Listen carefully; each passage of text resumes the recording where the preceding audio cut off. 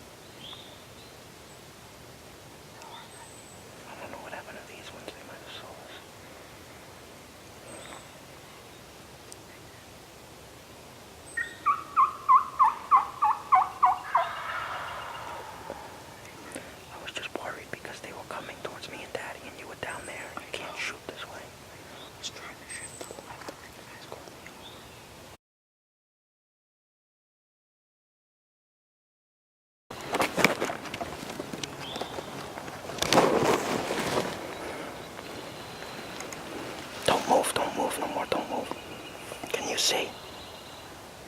He's walking right to the decoys, can you see him?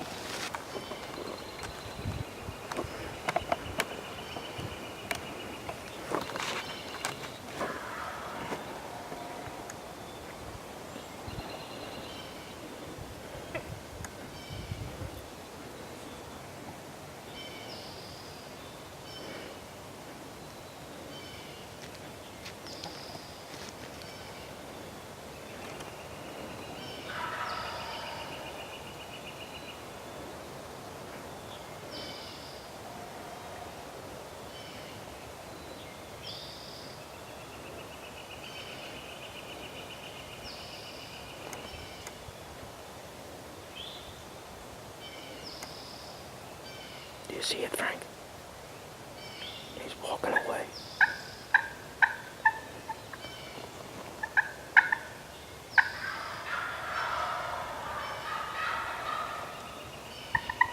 Just don't move.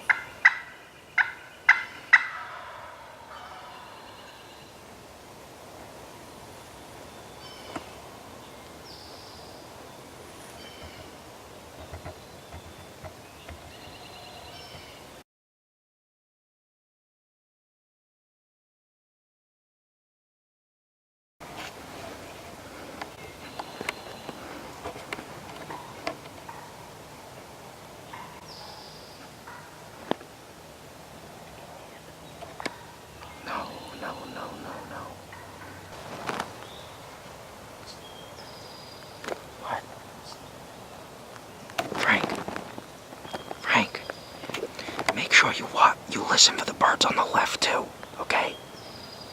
Because they're probably gonna come in next.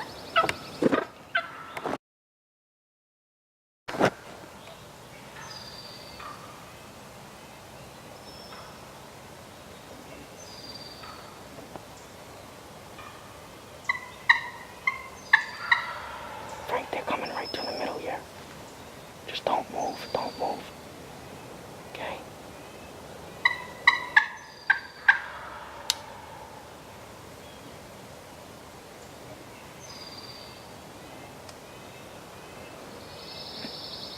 He's gonna walk right up in front of you.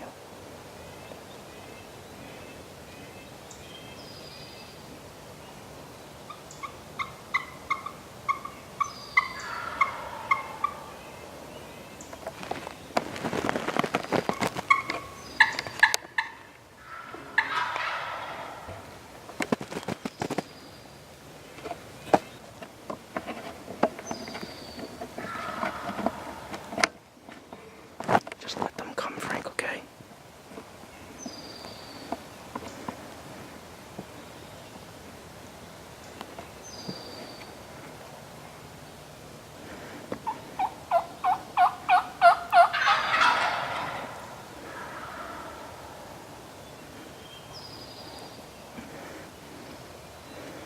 Frank, get ready.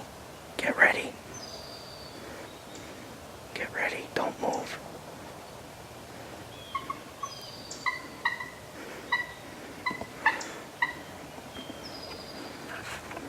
Frank, shoot the front one now. Wait, not yet. Shoot him. Shoot the front bird. The one in the front.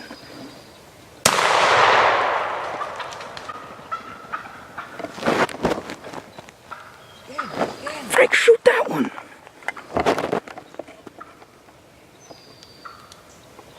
The second trigger. Second trigger.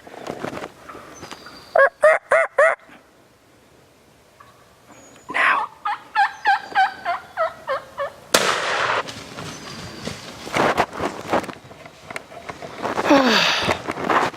My God, what a morning.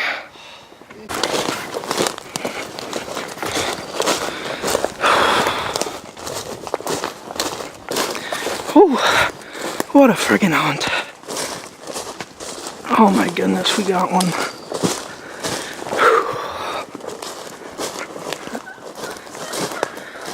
Oh man.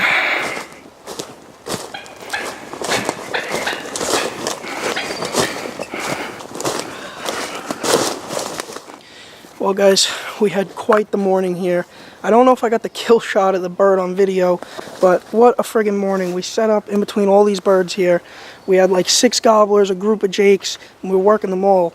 The gobblers came down this power line here, and then we had 2 sneak into the decoys. We had my brother shifting around the whole setup all morning. It was so crazy. We were surrounded by birds, and it was just a crazy action-packed hunt. I tried to do the best I could with the footage, but it was really hard because we're trying to, coach him in the process of filming and calling. And we had him, he moved at least probably 6 times to different spots because birds were coming in at different angles. And eventually what happened was 2 of the longbeards came down the trail and snuck up to our original decoy setup and saw me moving, telling my brother to move, but they didn't alarm. They just kind of like snuck back out. And after that, we had about 4 or 5 more longbeards come running down the power line, and they broke out in a fight. And then all morning right back here, we had like 3 or 4 jakes gobbling their brains out, and they kept coming in, drifting back, coming in, drifting back. And the gobblers eventually drifted off and started fighting each other, and once they drifted off, the jakes snuck in on our setup gobbling. And I had them perfectly in the frame when my brother first shot, and he actually missed. And then 2 of the birds flew, and 1 bird hung back, and my brother actually got a second shot at it with my dad's old Stoker side-by-side 20 gauge, and he dropped the thing at about 40 yards. So we'll give you a little interview with him on our way out here, but we're gonna get our stuff packed up here. As you can see, I kind of got camera stuff everywhere. There's the man himself, And there's the bird. We'll give you a little interview with the bird here once we get out and all our stuff packed up. Okay, so it's my second year of my youth hunt, and it was difficult because we had a lot of birds everywhere around us. We did a lot of shifting, but in the end I got one, and I'm really happy. It's a Jake, and yeah, that's all I gotta say.